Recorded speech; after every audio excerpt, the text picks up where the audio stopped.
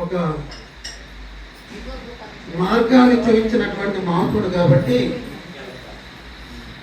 ఆయన గురించి తెలుసుకోవడం అంటే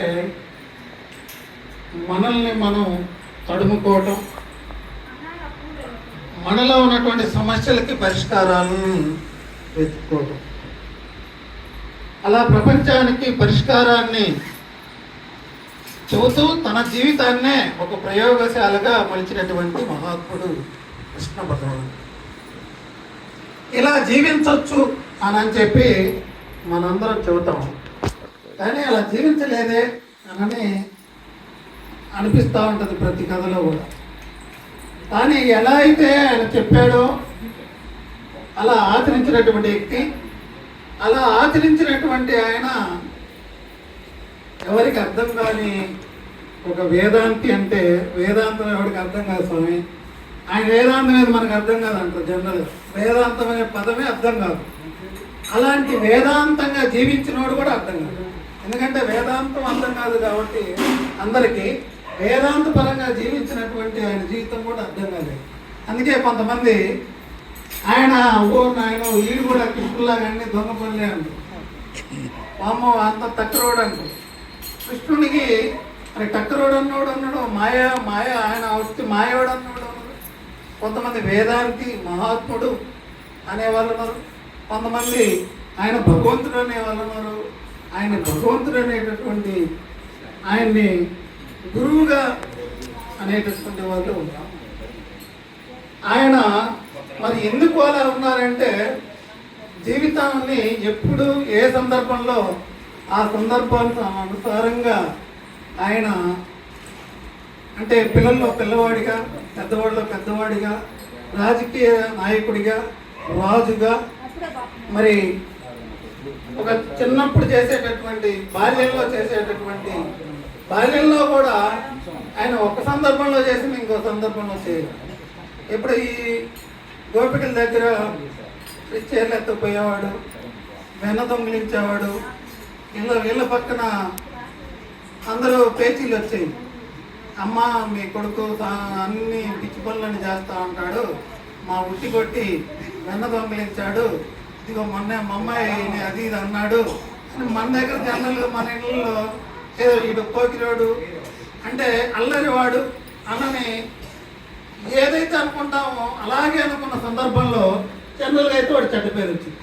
కానీ అదే సందర్భంలో అదే బాల్యంలో ఆ యొక్క రేపల్లెలో ఒక పాము వచ్చి అందరినీ కలిసి విషపూరితమైనటువంటి ఆహారాన్ని కూడా విషంగా మారేటటువంటి పరిస్థితి వచ్చి ఆ ఊరి పిల్లలందరూ చనిపోతూ ఉంటే ఆ పాముని ఎవరు కూడా ఏం చేయలేని పరిస్థితుల్లో ఉన్నప్పుడు ఈయన ఆ పాముని ఎదిరించి దాని మీద నాట్యం ఆడి మరి దాని విషాన్ని కక్కించి ఆ పిల్లల విషయాన్ని కూడా విరుగుడు చూపించి ఆ రేపల్లిలో పిల్లల్ని కాపాడాడు.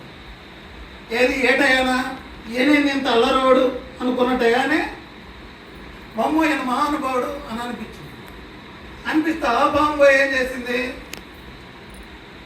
ఆయన ఎవరు ఈయన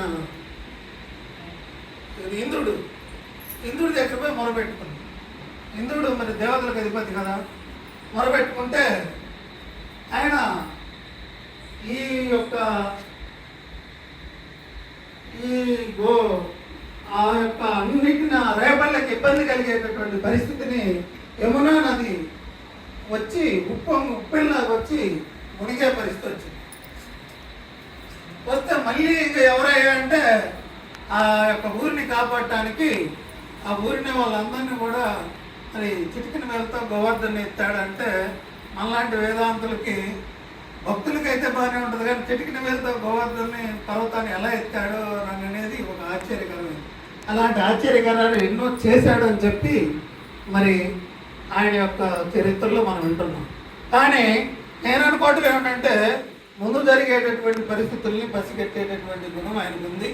ఇప్పుడు కనుక ఇదిగో ఇది మునిగిపోద్ది, ఇప్పుడే మనకు వార్తల్లో చెబుతూ ఉంటుంది, ఇదిగో ఈ వాతావరణ సూచనలు ఎలా ఉన్నాయి, ఇలా జరుగుతుంది, ఊరి గ్రామం మునిగేటట్టుంది అని చెప్పి ఇప్పుడు కనుక ఇప్పుడు శాటిలైట్ వ్యవస్థ వచ్చి మనం ముందు జాగ్రత్తగా ఎలా చెప్పిందో ఆ రోజుల్లోనే కృష్ణ పరమాత్ముడు ఇదిగో ఈ గ్రామం మునిగే అవకాశాలు ఉన్నాయి కాబట్టి మనం పర్వతం మీద మనందరం ఎక్కాలి అని చెప్పి తీసుకుపోయాడని నేను ఎప్పుడు నా ధోరణి ఎందుకో కానీ దరిదాపుగా మన యొక్క సత్సంగంలో జరిగే వ్యవహారం అంతా కూడా ఎక్కువ ప్రాక్టికల్గా ఏం చేస్తుంటారో వాళ్ళు ఆ రోజులు ఏం ఆలోచించుకుంటారు, ఏ ఆలోచన మూలమై ఉంటుంది అనే దానికే ఎక్కువగా మనం అంటే హేతుబద్ధంగా ఆలోచనకి ఎక్కువ ఇంపార్టెన్స్ ఇస్తున్నాం. మనం అనుకోవడం ఏంటంటే వీళ్ళందరినీ గోవర్ధన పర్వతానికి తీసుకుపోయి కాపాడి అప్పట్లోనే ఆ చిన్న పిల్లవాడుగా ఉన్నప్పుడే ప్రజల్ని ఎలా కాపాడాలి, నా తోటి వాళ్ళని ఎలా నేను రక్షించుకోవాలి, మరి గోవుల్ని కాచి మరి ఆ రోజుల్లోనే ఆ చిన్నతనంలోనే పోతననే రాక్షసుని పంపిస్తే ఆయన్ని సంహరించి 16 ఏళ్ళ వయసులోనే కంసుని సంహరించి కంసుడు మేనమామ జరాసంధుడు ఆయన మహాబలవంతుడు. ఆయన ఎన్నిసార్లు 18 సార్లు ఏమో ఈయన మీద దండయాత్రలు చేస్తే ఆ దండయాత్రలను తట్టుకొని అత్యవసరమైనటువంటి పరిస్థితుల్లో ఒకరికొకరిని పెళ్ళిళ్ళు చేసుకొని ఆయన పెళ్ళిళ్ళు కావాలని చేసుకోవాలి. ఆయనకి ఏంటంటే మనం ఏమనుకుంటాం 8 మంది భార్యలండి, అంతమంది గోపికలంటండి అని చెప్పి తెలిసి తెలియకుండా ఏదో ఎవడి దృష్టికోణంలో వాడు అంతా మనం వింటూ ఉంటాం. ఆయన ఒక్కొక్క సందర్భంలో ఆ రోజుల్లో రాజ్యాన్ని రక్షించుకోవడం కోసం మరి కయ్యానికి ఒక రాజ్యం